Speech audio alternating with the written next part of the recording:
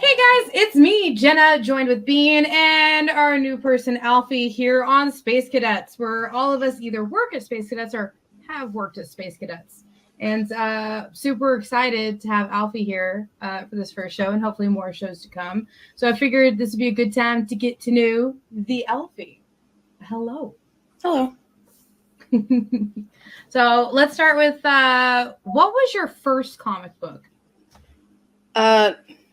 It probably actually wasn't my first, but the first one that comes to mind is Freddy versus Jason versus Ash. That's probably at least when I was starting to be like, you know what, maybe I do want to collect all of these.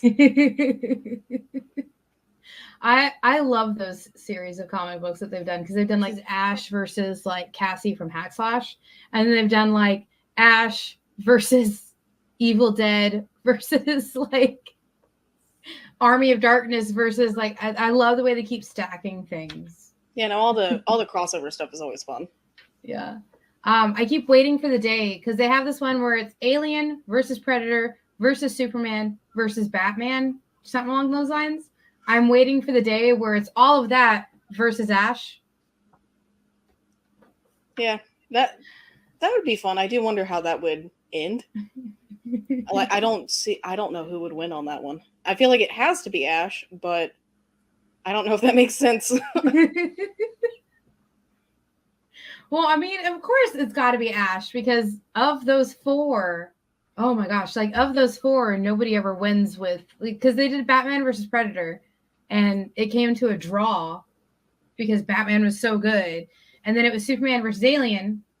Superman won, but like Alien still, the Xenomorph still got around because that's how they do. And then like an AVP, they both win. So like, let's add Ash into the mix. Yeah, I mean, a chainsaw hand couldn't hurt. It would, add to it at the very least. Definitely. Bean, do you want to ask the next question?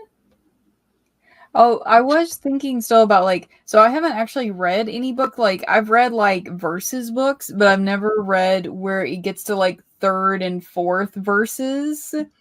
But all I can imagine is just a line.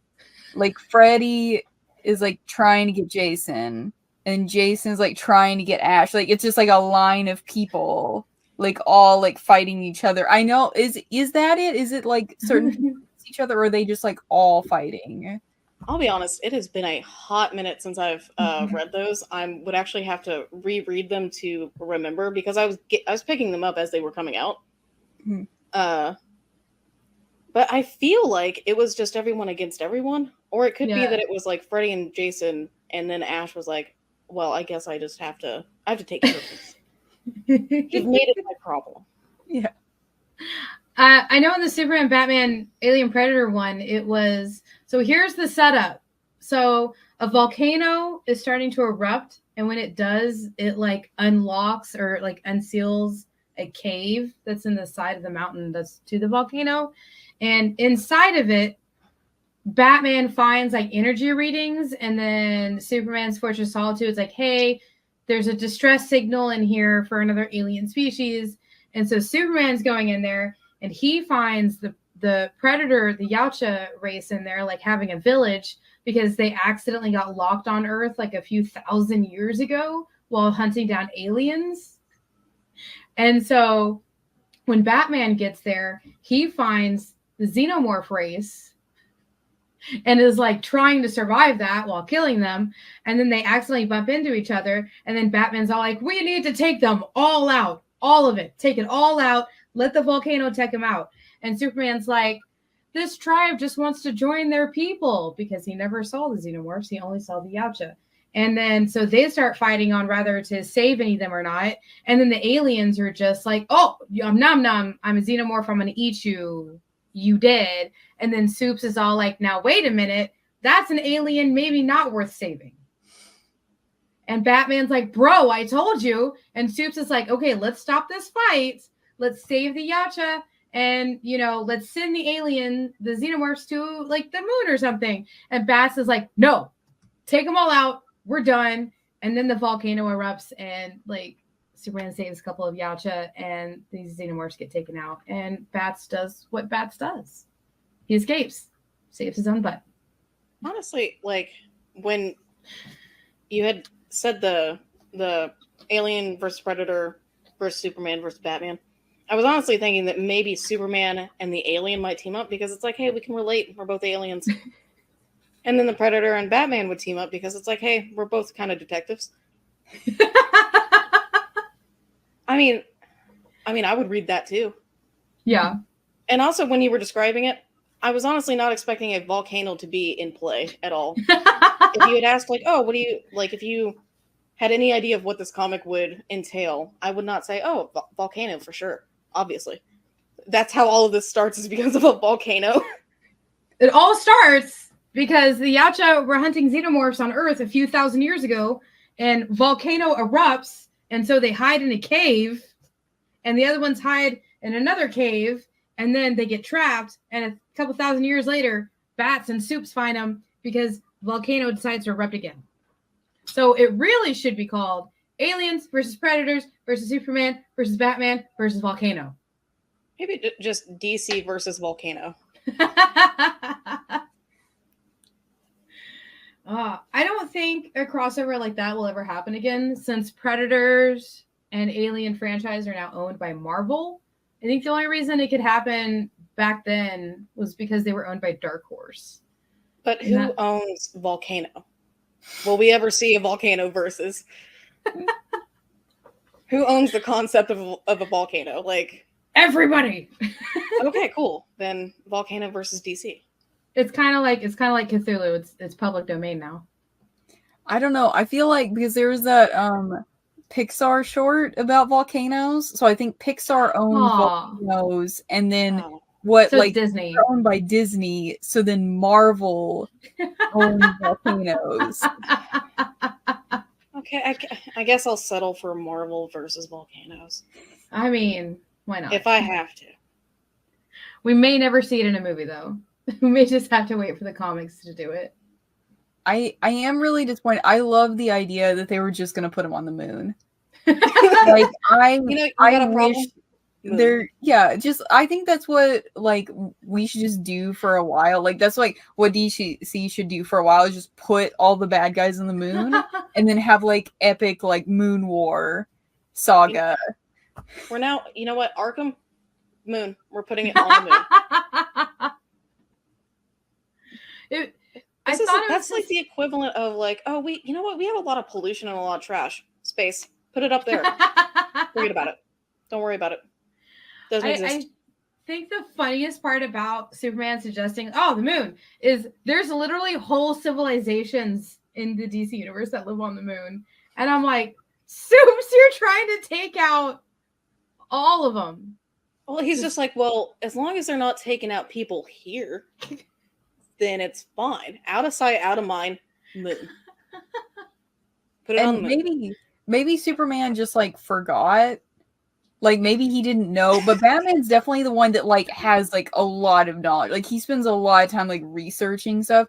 So if he's the one arguing against the moon solution, that's probably why he's like, oh man, we got people up there. This guy doesn't even know. He's looking at Superman like, dude, do you not remember last week when we put other people on the moon? Like, that's where we put them for safety. Now you're just like, moon. It's fine. Don't worry about it. Like, you could just throw the xenomorphs into the sun and call it a day. No, we have people on sun, so. No, only Superman goes to the sun in All-Star Superman, I think. And he doesn't want his son to be like all infested with xenomorphs. No. Not even the burnt remnants. He wants his son to be perfect, but the moon and the people up there. And so do you guys actually know the very first time Xenomorphs and Superman crossed over? Was it Superman Goes to the Moon? They just happened to be there. No, it was Aliens versus Superman. And so Superman found a distress signal, again, from a city that had escaped the planet exploding, because that's how that works, right? And so he goes there, and everybody is wiped out, and all there is leftover facehugger eggs. And he's like, "Does my people lay eggs? I don't think so." And you're just sitting here like, dude, you're gonna get ate. And then he gets down to the sewers, and he's just like attacked by swarms of them that are even stronger because it's kryptonites that they burst out of. And he's like, yeah, so my heat ray does nothing. That's a thing now. And then one person grabs him and is like, "What are you doing? Stop making them hyper. They were sleeping. Why are you trying to kill the rest of us?" And he's like, "I'm gonna be honest, I thought you was dead, but okay. I will save you." Oh, you're still alive? Oh. Oopsie. Oops. Hey, there's something in your chest. She's like, "Stop looking at my chest. I know. It's going to burst out. Get out of here. Get out of here." You're just go like, to the wow. moon. And so him trying to save this one kryptonite is what caused aliens to be on Earth again. You know what? I think Superman just really needs to stop answering distress signals. I think that's really where the problems start. Yes. Just Or at least stop like, have somebody there to like be like, okay, like by doing this, and then they'll be like, let's not bring the alien directly back to Earth. He's clearly just killed all these people and exploded out. They could be these people's eggs. How about we send a satellite or like a droid there to check out why it's in distress first? Nah, Superman, he just goes. It's like, you know what? It's fine. I'm Superman. I'll deal with it. Yeah, but it's just a whole city of Superman, and all of them just got like wiped out with face huggers. Rude. It'll be fine. Superman. Oh. And then with the Batman versus Predator, Predator was actually after somebody else in his mansion before they were like, I should go after Batman. And I've always thought to myself, I was like, who were they originally after? Was it Alfred? Is Alfred technically scarier and more hardcore than Batman? Probably. I mean, didn't he like go to war and do all that like crazy stuff? Like, isn't he like? Yeah, he was a spy. Yeah, so he probably has information in the new show. That's right, the new show. Yeah. We're going to find out more about Alfred Pennyworth, who was a British spy during World War II and other things. I had started watching that like a while ago, and it was really good. I think I was just distracted by something. There's too many things to watch and read and play, so it's like, oh, gosh. I'll binge it eventually. That's why I think I wait for trades to come out over single issues, where it's like, I'll get the single issue, the first issue, right? And then I'm like, okay, I really like this, but I ain't got time to try and read this every single week or every single month. So I'm just going to wait for the trade. You see, that's the problem, though. I have time, but instead of consuming new content, a lot of the times I'm just like, I'll go to an old favorite. And it's like, why do I do this? I want to watch and read and experience new things, but you know what? I haven't seen 30 Rock in a little bit for the 17th time. Let's just rewatch that. Oh my gosh. So what is some of the favorite ones that you do go back to? Like your favorite shows or movies that you go back to and like watch like 1,000 times? Oh man. Well, 30 Rock is definitely one. If I'm feeling like if I'm at a low point, I'm just like, you know what? I just need some 30 Rock, and then after I consume the entire show, I'll be better again. So all 7 seasons. And then that's all I need. I'll be great. For movies, I definitely rewatch Basketball and Slam & Salmon quite a bit. Those never get old to me. I've rewatched Scream quite a few times. I've rewatched The Human Centipede quite a few times. And I will die on the hill that is a good movie. The people that really hate it and are like, oh, it's the grossest thing, haven't seen it. But whatever. Parks and Rec, I was rewatching quite a bit for a while. That was a good show. That was a good show. Oh, yeah. I think Parks and Rec is definitely one. If I'm feeling like if I'm at a low point, I'm just like, you know what? I just need some 30 Rock, and then I'll after I consume the entire show, I'll be better again. So all 7 seasons. And then that's all I need. I'll be great. For movies, I definitely rewatch Basketball and Slam & Salmon quite a bit. That never gets old. Oh man, there's There's too a lot. many. For There's too Scream, many. did you ever watch the like TV series? Yeah. How was it? I missed it. I remember enjoying the first season. I've seen all of it, but I don't remember how I felt about how many seasons are there of that show? It's 2 or 3, I think. But I definitely enjoyed the first season. It was pretty good. Just it's not the movies though. You have to separate it. The only thing that's the same is like a ghost face type killer. And it's a slasher. Yeah. That's a good show too. I think it's just called Slasher. The first season was excellent. I still have to watch my to watch list is stupid. It's just it keeps growing. Keeps growing. Girl. Oh my gosh, there was another show that you and I were talking about earlier. I was trying to remember, and now it's gone. No. Earlier as in at the store, or earlier as in like okay. What was it we were talking about? Bean, what were you saying?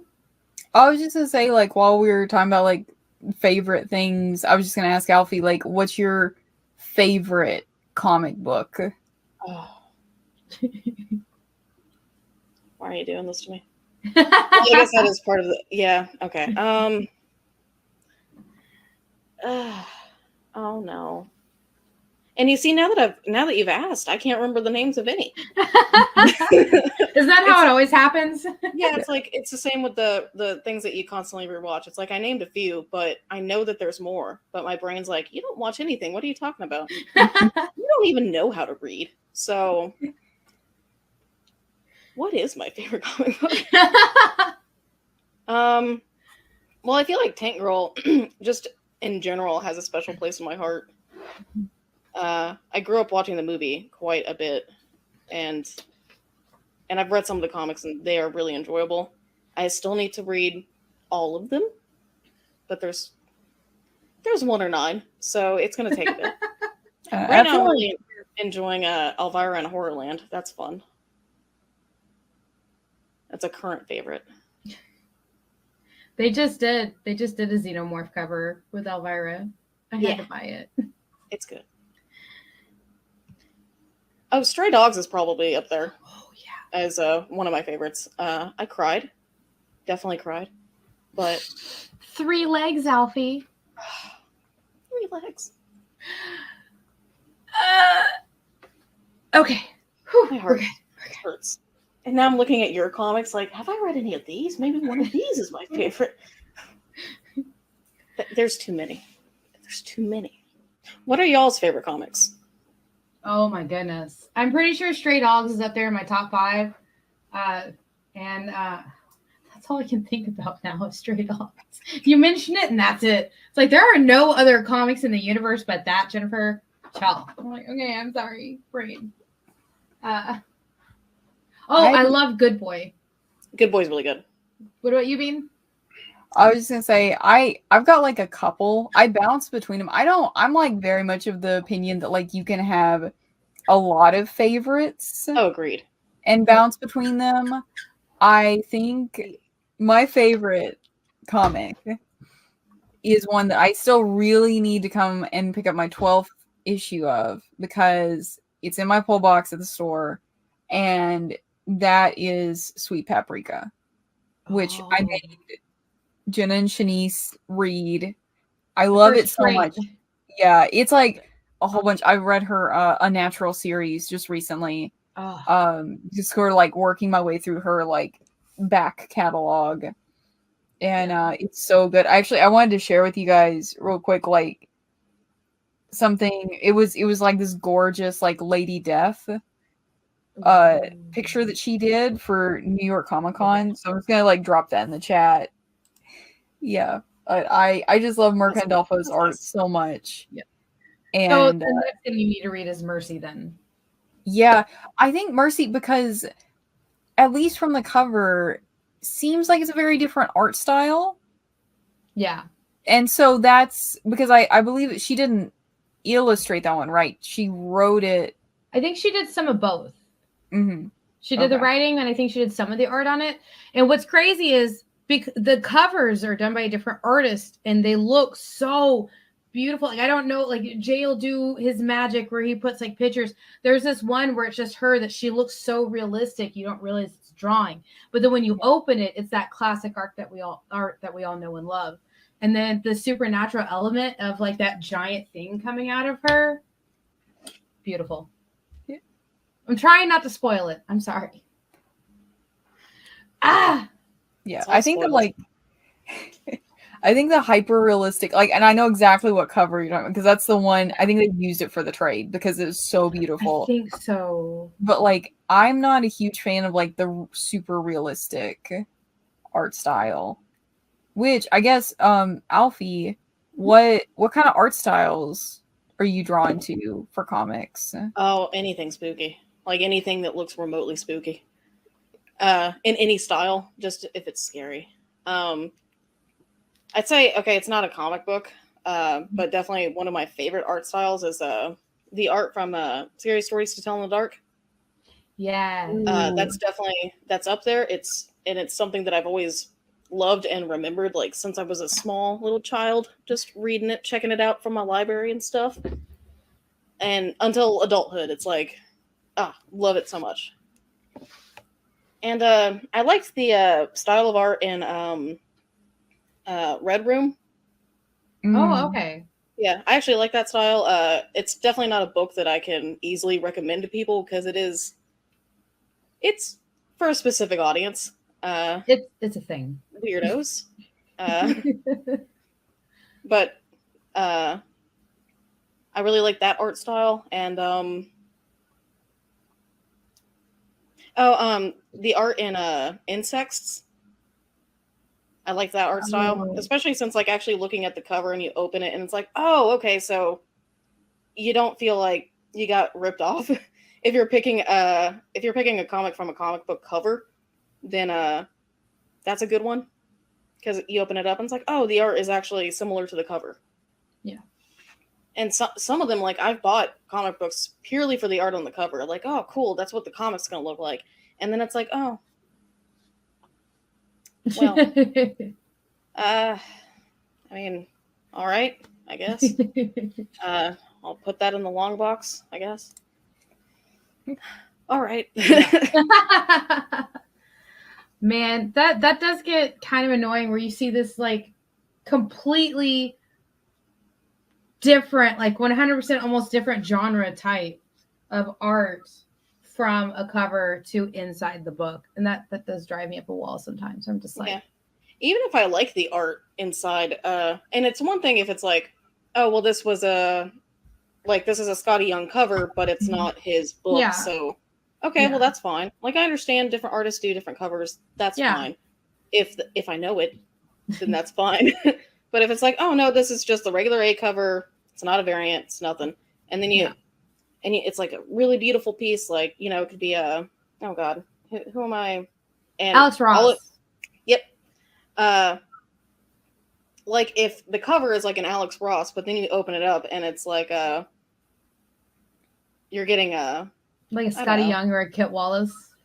No, like well, yeah. I mean, those are completely different art types. Yeah. Like it could be good, but it's like, oh, that's not what I was.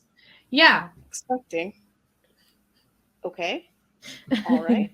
Yeah.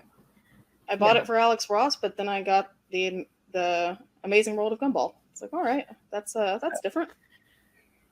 Okay. A comic that came out from DC not very long ago that was like that. I think it was called World of Krypton or something like that. It was one of those where it was like Superman adjacent.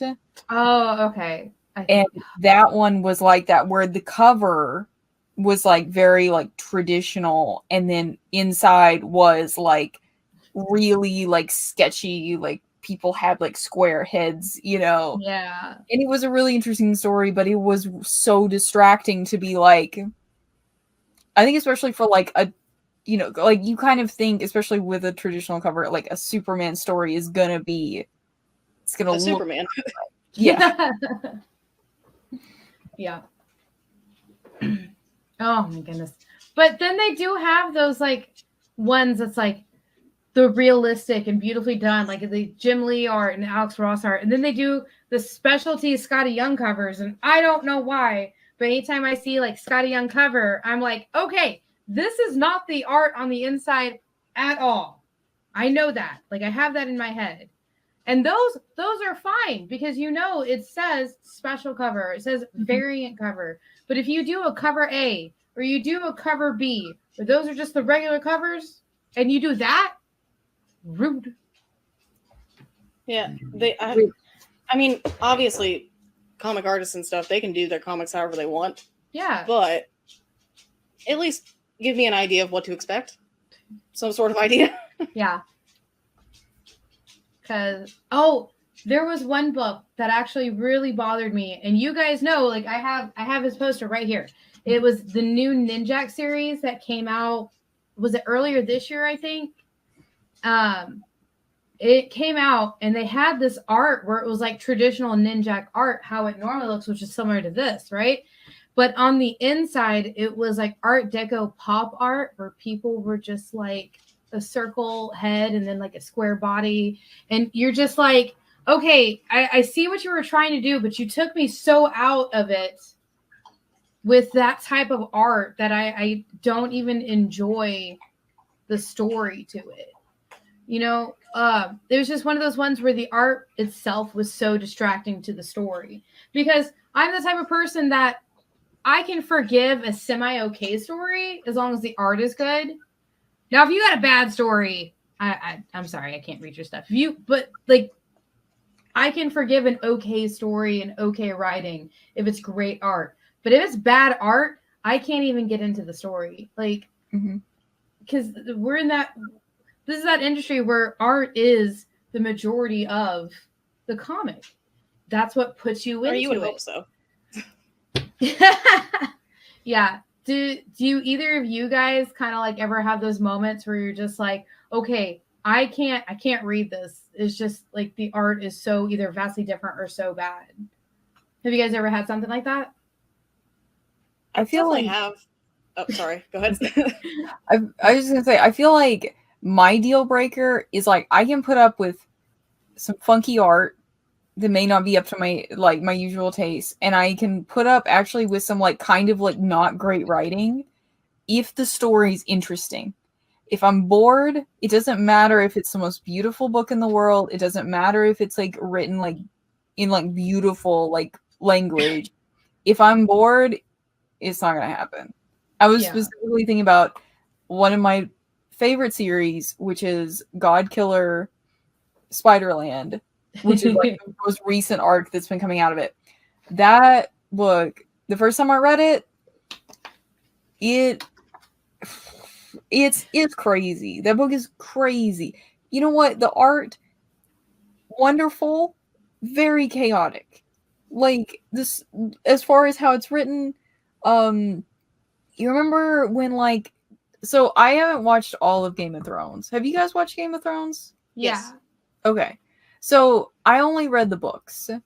And in the first season, HBO like put like a bunch of just like sex scenes in that weren't even in the book. And I'm like, this is just like a conversation taking place. And then there's just like people doing stuff with each other. I'm like, what are they doing over there? That's why they did it. Did they think that we would get bored with the information sharing? Like, yeah, that's exactly what they thought. Oh my goodness. But it's the God Killer Spiderland is like that at like the background stuff as like a comic book where it's very clear. It's like this person don't got no clothes on just because you know, that's, and I was like, I read the first one, I was like, man, what the heck, like hey. And then like I was like sitting there like a couple hours later, I was like, why'd they have that arm in that but like, what was up with that cube that kept glowing? They never really explained that, did they? And like I got the rest of the series there because I was like, I gotta know. Like a whole series in the background was happening during the series. It's like people just don't have no clothes on. Like that's just it. You said it was called God Killer? Yeah. Which that's another one where it's one of the most recent covers that came out is very beautiful. It does not reflect the art inside, but it's also Alfie's like making notes. yeah, it's also like number 3 in the series, and like this is like the 3rd volume of the series. I feel like that's the point at which to really like push the boat out and like have a really interesting cover, because all of your regular readers know exactly what they're going to get when you open it. Yeah. So Goodness gracious. Yeah. All right, Alfie's got her note down. yes. All right, Alfie, has there ever been a time where you were just like taken out of a story or taken out of like a book or like a series because of the art?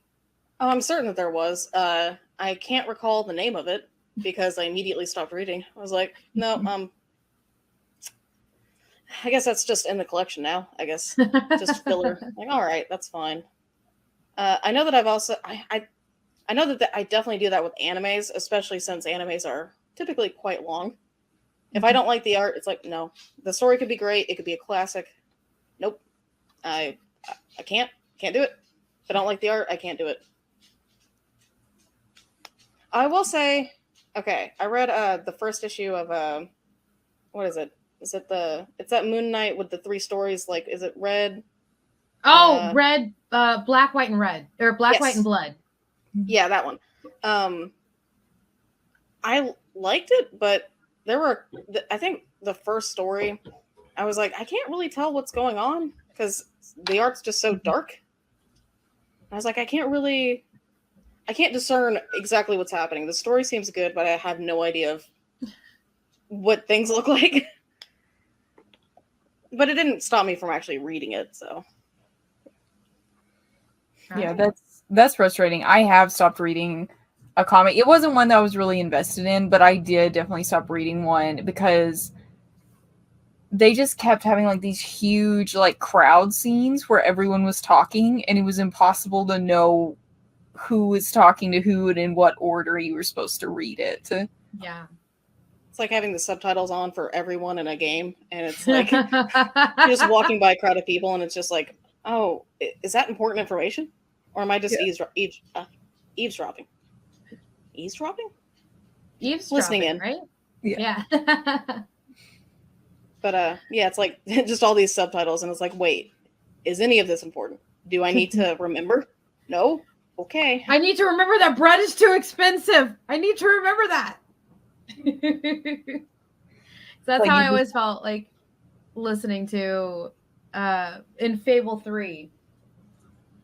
Because they just randomly would have just random facts being told by the people around you where they're like, oh, the king is doing this. And it's like, I need to know that one. Got it. But then like the very next, line would be, this is expensive. And you're just like, what is expensive? Do I need to know it's expensive? Why is it expensive? And then that never comes up again. Yeah.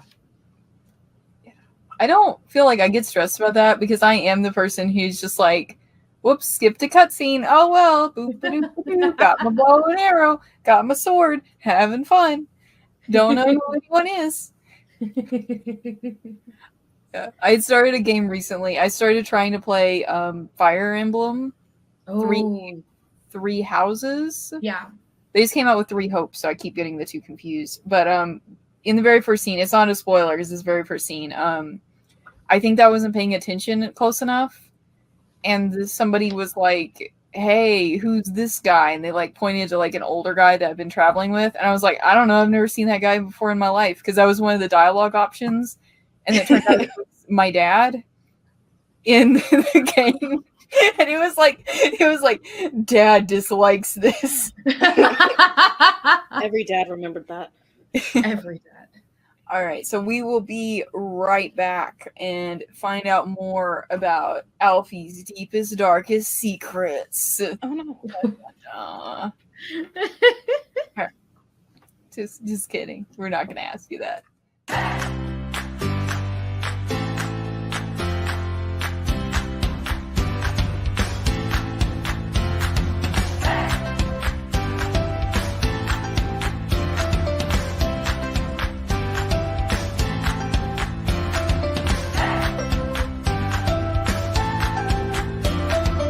There's something for every imagination at your local comic shop. Visit ComicShopLocator.com to find a store near you. Join the party. Head over to our link tree to find all the links for everywhere the experience is all the time.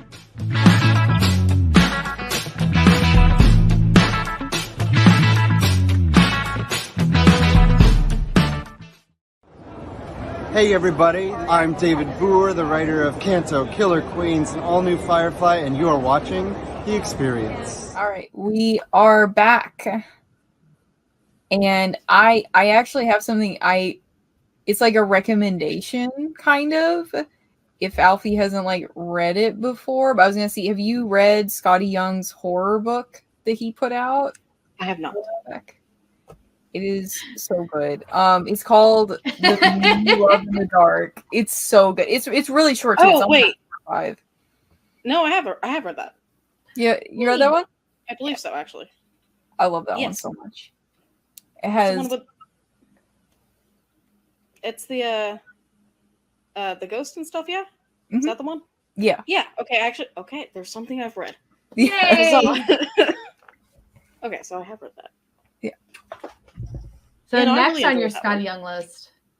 Next on your Scotty Young list is either got to be I Hate Fairyland, especially since it's coming back, and Middle West. Oh, I haven't read Middle West. So good. I need to really bad, but it's kind of hard to find. I was trying to find like a paperback of volume 1, but it's sort of reached that point where mostly you can find it like hardcover, compendium style. Yeah, that big boy. Yeah. And it is crazy how Scotty Young, once he starts a series, he's with that series until the end. Like that's his series now. And it's crazy how good of an artist and writer he is. Like, how dare you have so much talent? It is kind of annoying. Like, could you spare a little talent for the rest of us? Maybe. Is that where the whole generation's? I see you. I see you. I think the next thing I want to ask Alfie about is like how do you collect comics? Like, do you just like grab things you're like cool? Do you like for me, like I always collect cover A's. That's like what I want, and then I'll also get extras, but like that's what I want. Jenna usually does like first issue and then gets the trade. Yeah, for a lot. It kind of depends on what it is. For something like for example, like I would like to read Spawn. I am not going to go back and collect every single issue. I will get a compendium. It's impossible at this point.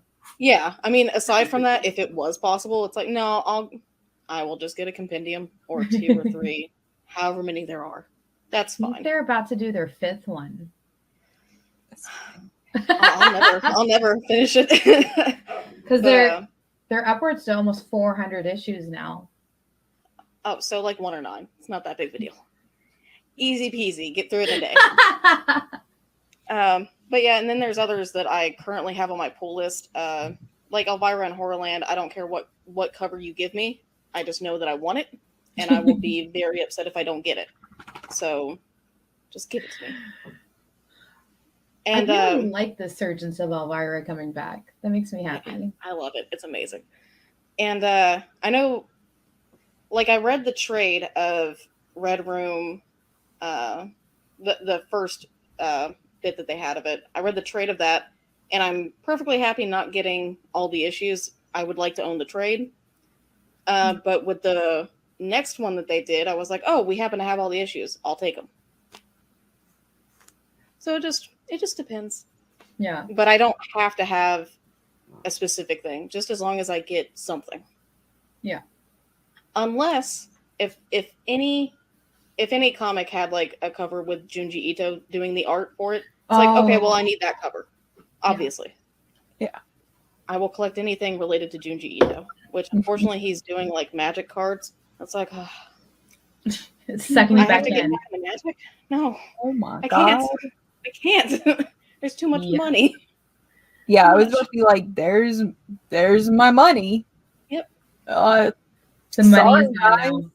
Can't go have fun. Spend all my money on Junji Ito Yeah. magic cards. Yeah, I think they went up for pre-order, and I need to get them. I will. That's gonna be a thing. I'll regret it if I don't get it. I'll just regret it. But he's also getting into NFTs now, and I'm like, Junji, no, please no. Junji, yes. No NFTs. I can't invest in NFTs. I can't become a crypto bro. No. What's funny is, so one of the Kickstarters that I back is called Gaslighter. You've read the first issue, Bean. And on the Kickstarters, no matter what you back, one of the unlockable things is NFTs of chibi versions of the character. Yeah. So I've got like all of them, and I'm just like, I need more. You own Look NFTs. how cute they are. I do. A handful of them, or dozen or so. Yeah. Hanging out with that board ape yacht club. But what's funny is, so on this Kickstarter, they have them as unlockables. So if you back like the bottom tier, which is usually like $15-20, right? You get this NFT sent to you. And goodness gracious, how dare they make her adorable? Okay, she is a killer of many things and part zombie and adorable little bitty chibi Zombies can be NFT. adorable. Yeah. She's cute in the book where she's like playing video games. Yeah. So cute. Yeah. Yeah. Like, I'm here for more of those. And yeah, so now I'm gonna have to track down and get the Junji 2 ones. Yeah. Oh my God. Yeah. I can't put money into NFTs. I just can't. I refuse. I won't do it. Also, I don't have money, so I guess that helps. Apparently my money's going to magic cards and comic books and video games, and all of my hobbies are expensive. All of them. Yeah. What video games are you playing right now? Right now I'm playing Arcade Paradise, where you run your dad's laundromat, but your dream is to run an arcade. So you just start turning the laundromat into an arcade without him knowing. And you can actually play all the arcade games in the game. That's actually often on your to-do list, like, oh, kill 30 zombies with an SMG and Zombat 2. Excuse All me right, while I'll I do get that. my notebook out. Yeah. It's super What was fun. that again? Arcade Paradise. Got it. Yeah, I'm trying to play all the games that I have on Stadia and get those beaten and done with because Stadia is shutting down. So Yeah, I heard about that. I thought that was just a rumor. no, it's true. I even got an email Aw. saying like, hey, your subscription for Stadia has been canceled. You'll have access until you don't. Like until I think it's January 18th is when it's all done. Oh man. Okay. And then, but at least they're giving you a refund for anything that you bought aside from the subscription. So, Okay. I am really sad now. yeah. And I'm definitely going to leave Resident Evil 7 for my last game, probably. I don't want to play it, but it's in my library. Well, Why I want to don't- play it. It looks great, but I'm Yeah. a huge baby. Huge baby. Is that the village one? No, I 7 thought that was the is... fourth one. The village is 8. Oh, okay. 7 is the one where they're in that, like... kind of like a Texas Chainsaw House. That's the only way I would compare it. The creepy swamp people. Oh, okay. Okay. Yeah. Does anybody remember the fourth one where, oh God, I think you're Leon and you're in a village? Was that the fourth one? Oh, Was yeah, that the because I fourth think... one? Okay, I think that is the fourth one, and then I think 5 is the one where you can co-op. Okay, so Resident Evil is going to need its own like full hour episode from what I'm reading. Cuz like then we go into the movies. Which there's more of those than you think. It's There like is a lot. It's like you think like, oh, they stopped after like 2 or 3, yeah? No, there's so many more. They just didn't really get a theatrical release here. There's Well, it 7, depends. definitely 7 or 8. There's definitely 7, but if you count the animated movies they did, then there's about 12. Oh, I forgot about that. Yeah. Don't they have a show going on right now? They do, and I watched it, and I am words. So you loved it. Favorite of all time. Best Resident Evil adaptation, obviously. It was such a thing that I watched halfway through. I took off my glasses, so I wasn't really watching the thing. Yes. So it was just so good that you couldn't handle it, is what you're saying. Words. I can't wait to watch that in 3 years. It'll probably take that long to get around to it. Yeah. It made me so sad too. I was so excited, and I sat down. I watched the first episode. The first episode was pretty good. It seems like it's outside the storyline, stuff like that. Well, it's in the same timeline, just different part of the planet of all the things going on, right? But then they just sort of like went off the rails, and it's already been canceled. It's already been canceled. No. That is what we were talking about. Yes, Mr. Producer. That is, yeah. So I was so excited for this. I watched the first episode. I really liked the first episode, and that's where they got me. Because if I make it through a first episode, that means I need to watch, all of it. So I did. And it was just as strong throughout as the first episode. Why did they have to hurt me that way? Your first mistake was being excited. Don't be excited for anything. Now hold on. I was excited about Rings of Power, and it's so far been very good. Thank you. I know. That was absolute sarcasm. As the person who I always get excited for the new thing. I'm just like, wow. This is so exciting. Great. I'm usually wrong. It's fine. I'm happy. This was one of those moments where usually it's like, I'm so excited about something. I'm just glad that it's getting out there for people to see and get attention for. Right? No. This was that kind of level of, this has nothing to do with any of the comics, any of the books, any of the movies, any of the games, any of the lore set up for Resident Evil. Has nothing, 0 to do with this show. This show is its own thing and used a popular name. Sometimes that can be good. But this was not one of those times. It's not. Yeah. It wasn't good. It was excellent. Alfie, we are friends. I'm in your house. I should probably stop. Like, you could just, like at any moment, we're just not going to see you. And just, I'm going to see you burst through the door. Just like throw the door open and be like, Alfie! No, I wouldn't do that. So on that note, I think it is time for us to bring back something that has been popular in the past. And we've kind of had this weird hiccup here, but I'm super glad it's back. But it's time for Pick of the Week.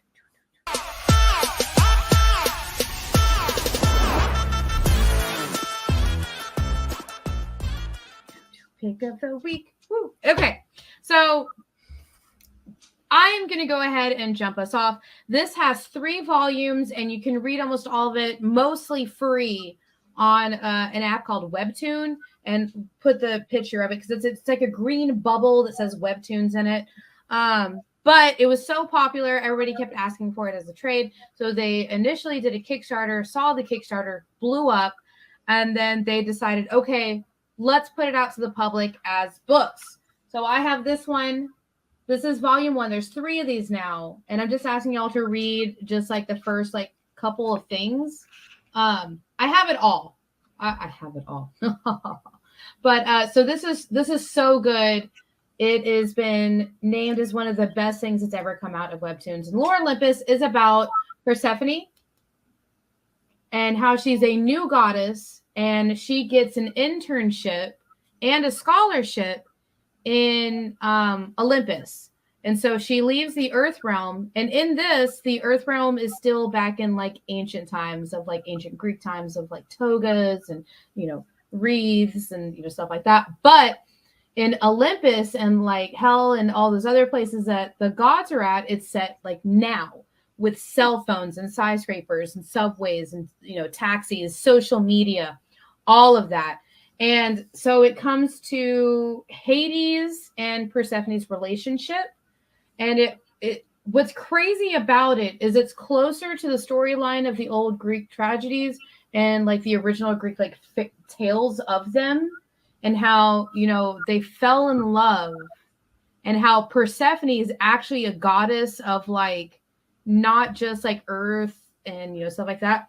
She is on the same level as Hades when it comes to the like anger and the resentment. And you also you get to see the sort of what happens when, Hades and his two brothers, after they've taken over the Titans. And it does go back and forth, and you get to see like all the gods, even Minth shows up in this. Minth was the, I wouldn't call her a creature, but pretty much creature that Hades was seeing before he met Persephone. So you get to see kind of how that relationship goes. And this is the art style of it. So like I can like, Ooh. It is so gorgeous in the way that they use, the stuff. Mm-hmm. And you get to also see like Apollo shows up, Hephaestus shows up, like anybody that you can imagine. The Fates show up. And they're just like, ooh, girl, we see you. We see who you are to become. And, you just wait. And getting to meet Servius in this comic was so joyfully fulfilling to me that I have not put it down. So not only do I read it on Webtoons, I also read it, the trades. But like, I cannot describe to you how wonderful because it's so amazing. Like Artemis is in here. You get to see the relationship with her mom, how that is. It's just, it is outstanding and wonderful. And I can't wait for you guys to read it. And it's so good. What's up? Oh, I said I will definitely have to check that out, especially since I love Greek mythology. So, oh my God. And it did make me sad that for the first couple of years that it was out, it was only on Webtoons. And I don't know why, but there are so many people out there. They're like, oh, I'm never going to read comics that way. Webtoons is so cool because people get to create their own things. They're on their tablet. They're on their phone. They're drawing it out. They're writing it out and doing everything themselves. Because like the first few, they call them episodes, but like chapters of it, it was all just this one person who did all the writing, all the uploading, all the advertising, every single thing that was about this book, she was doing herself, by herself. And she was like, hey guys, this is free, but if you want to do any donations, I will do some live videos of me drawing it, because it's free to read. This is $20 and this is, look how thick that book is.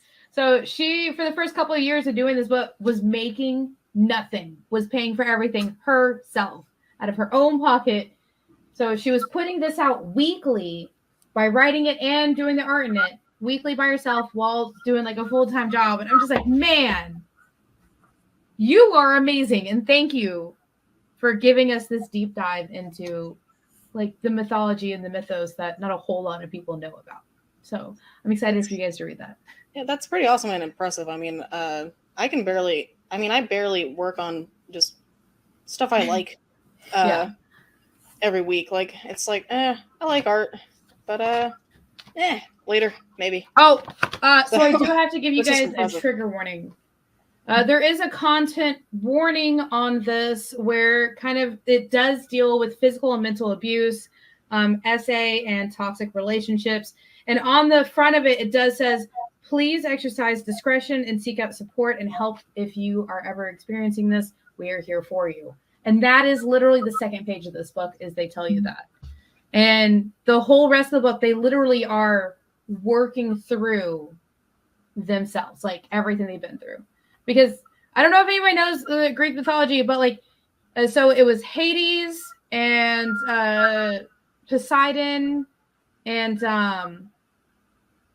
Zeus were eaten by their father and had to cut him open, and and that's and they deal with that trauma for the rest of their lives. You think gods, Greek gods, oh sure, they had to kill their own parents so they could survive and ate their father. They're fine with that. No, they have to work through realizing their father ate them, Just coming to that realization, like, dude, dad ate us. Yeah. Guys, we took out dad. That means that we need to start running things now. Yeah. So it's really good. I can't wait for you guys to read it. Yeah, I will say I appreciate the content warning. However, I mean, it's just like, it's Greek mythology. That's all of that. Exactly. And while giving it an update, they kind of follow the storylines where Zeus is a man of many sleeping aroundness. He's popular. He gets around. And his wife is very jealous. Like that is the thing that happens in this book also. So, yeah. Well, honestly, you can't talk about Zeus without mentioning that, because that's a huge part of Zeus. Yeah. Like a lot of the things that happen because of Zeus, like Zeus does something and then Hera reacts to it, and it's man. Hera does like to react. Exactly. Not even just regarding Zeus, just in general. She's like, you know what? I'm gonna mess everything up. Yeah. For fun. Oh, my husband's having an affair with you. I'm gonna turn you into a swan. I'm gonna turn you into Medusa. I'm gonna turn you into a giant spider.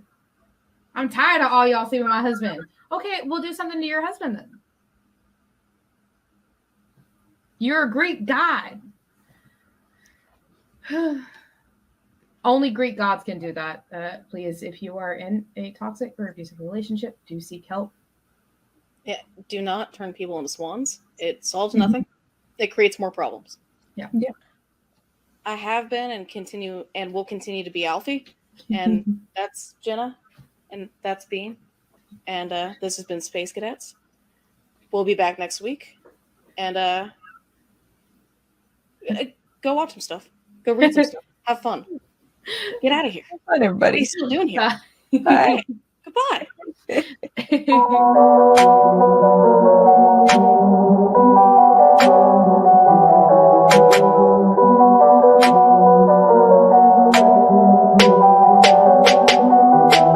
Before we move on, Zanin, I hope you're listening right now, and I hope, obviously I know Kyle is, and I hope Jason is, because both of these gentlemen were named. But before we move forward, I do, because Wordman is not here, but he was nice enough to send us what he refers to as Wordman's Thankful Fat Jacks Show List. And I did want to read this because for any of you who have watched us for a while, you will get a lot of these jokes.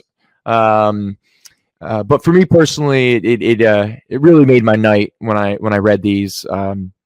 Sometimes, I don't know. Sometimes I wonder about purpose, and I wonder why we do things, and why do I do this other than to sell comics and stuff like that. But anyone can tune into anything and buy comics and stuff like that. And every now and again, I forget that one of the best things about what we do here every Sunday night is we get to know each other, and we get to remember that we're not alone, and that there are like-minded people out there who are happy and grateful and thankful that you exist and that we exist. So I wanted to quickly read Wordman's thankful Fat Jack show list, and then we will try to, or I will try to sell some Swamp Things. So here we go, real quick. First one, I'm thankful for this show airing on Sunday evenings, the only time of the week I'm 90% certain to be home. All right. Zanin, this one's for you, buddy. I'm thankful Zanin is in the chat, and that his nickname, Lord Zanin, makes him sound like a Flash Gordon villain. This is a funny one. I don't know if it's funny because, anyway, I'm thankful for Brendan's Invisible Rogues Gallery. Robot Marshall, The Ghost of Al, Roland Vale, The Greg Hole, etc.